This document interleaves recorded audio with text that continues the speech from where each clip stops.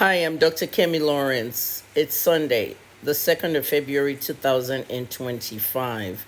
Many Nigerians woke up this weekend to see a story about a 36-year-old doctor in America who unalived himself because of a $15,000 child support. Now, that story was filtered wrong into a very wrong narrative. I decided to do the investigation in less than 24 hours. I started at 4 a.m. Nigerian time, and now it should be 12:30 p.m. Nigerian time. That's 8 hours of work. You see how it works with investigative journalism or with an independent journalist? We have no money, no funding. I use my time, energy, and my money to do this 8 hour job. That's what some people get paid for at their offices, 8 hours of work. We don't get paid when we're independent. So as I retire on Saturday, try as much as possible to support independent journalists.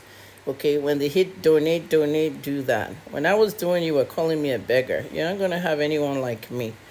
But in the 8 hours, I have investigated the story.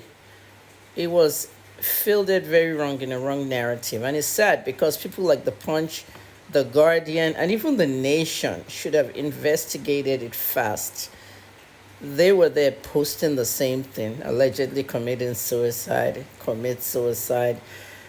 It's very important to tell you the facts of the story. Now watch. Dr. Kemi for Kemi Talks Media. So 2nd of February 2025. This is what most Nigerians saw, and they saw a $15,000 child support thing. Did he unalive himself for that? I did a quick investigation. This is Ikenna. Dr. Ikenna, in his younger days, he went to secondary school in Port Harcourt, and here he is in America, and he's on vacation somewhere here. He looked like a happy person. And I believe he had two children, and this might be the two children. I don't know, but there's a reason why I'm showing you those kids' faces. Out of the memorial, look at the time he spent with kids there. Doctors are very busy people. One thing I also noticed about Dr. Ikenna was that he was in a lot of group photos, family group photos I found in the memorial. You can see him with his siblings, mom, dad. Then I saw this. He was featured when he graduated in The Guardian in Nigeria, and they talked about everything he did, and he spoke to The Guardian, him and another one. This is the Wiley Online Library showing his research. Dr. Ikenna's listings on several websites. He's a non-invasive cardiologist, and I'll explain that a little bit later. His listings were everywhere on Google. He did a lot of research. 19 out of 57 was cited. This is WebMD. His listing is here. He went to Morehouse College in Atlanta, so I hear. The School of Medicine there is one of the greatest. Like I said earlier, he's in a lot of group photos with his family. It looks like family was good here. These are co-workers, doctors, as you can see. So this are probably his colleagues and more colleagues. You know, doctors have barbecues and parties and stuff too. Now, Frances Van Laren, the ex-wife at the center of this is Frances Van Laren's daughter, Suzette Chibogu. Most Nigerians remember Francis Van Laren from all his escapades, talking about who he knacked and all that. Do you remember those posts he made a while back on Facebook? The lists, batch one, batch two, and some women came and said, "You're a liar, you didn't do this, you didn't do that." Anyway, it's his daughter that's the ex-wife. Something the Nigerian media have refused to field out in the right narrative, okay? Suzette Chibogu. I couldn't get a picture of Suzette, but it's Frances Van Laren's daughter that's the center of this. And I think it's very tragic that the media reports half-truths or incomplete stories. You should at least identify the ex-wife, because this story is going global. I use his picture to illustrate. So basically, this is really what happened. Cardiologists make a lot of money, anything between $300,000 to $500,000 a year. They have the money. Ikenna did not kill himself for $15,000 a month, okay? The way child support works in America, they take the income of both parents, and somehow the courts find out what the division is. And the person that makes the most will end up paying more. Now, what I saw here in this case, I've been through child support, I've been through a lot.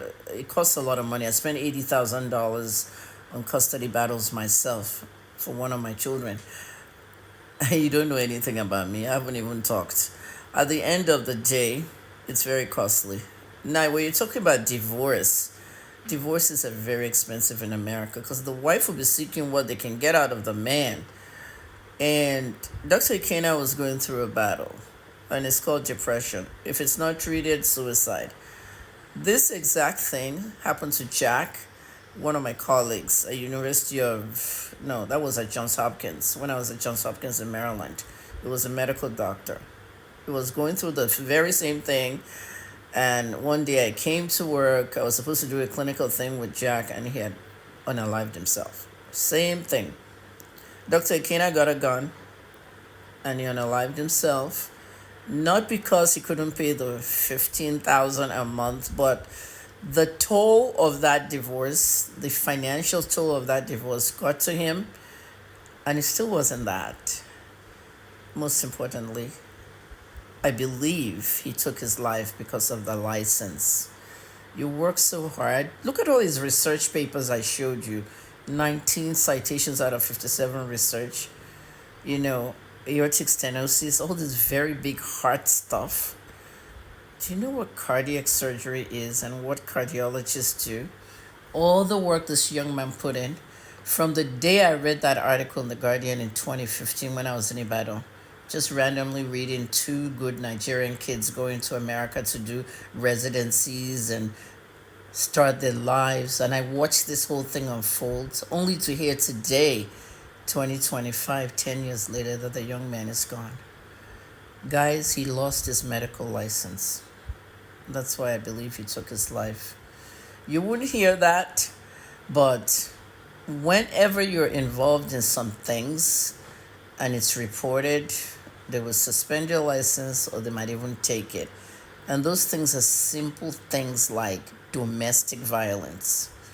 Was he involved in domestic violence with this woman? This woman go report to police. Was it erratic? Some women will go and report you to police when you have done almost 20% of what they reported. At the end of the day, he lost his cardiology license. It's not the money. Everything he worked for because of marriage. Marriage is a scam. I don't care what you say. Don't come in my comments and me commenting because it didn't work for you. I was never married. I've never been married. I said that at 27 and I'll keep saying it. It's not for everybody. If it looks good, oh, good job, husband's a doctor, everything. Some people are suffering inside. I haven't heard the wife's, oh no, but the way they're portraying, Francis Van Laren, you have paid people not to even mention your daughter's name. You've paid people not to mention your daughter's name. Fill this stupid narrative of 15,000. This guy's make about 500K, 300 to 500K, and he wasn't a starter. I mean, this guy was a research. He was labeled everywhere. Almost every major hospital he has worked at, New York, Towson, University of Maryland, name it. Graduated from Morehouse College of Medicine. Ikenna, call on phone, okay? In Yoruba, that means may the arms, the loving arms of God take you into heaven. Oh God, this hurts me so much. Another Nigerian kid doing well, making their parents proud. 10 years later, you see this kind of stories. Guys, that's the investigation. It's now hour number 9. I took 9 hours to research all this, and that's the real story. His medical license was taken. When I went to University of Maryland's website, where they list all the doctors, they removed his profile.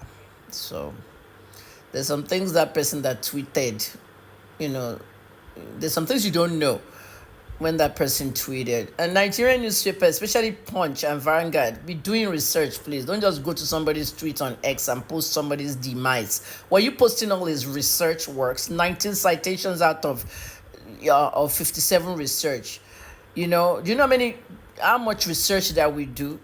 And if you cite it in big journals and all that, you don't celebrate people until they die or they do something bad. And that's what you do to me as well.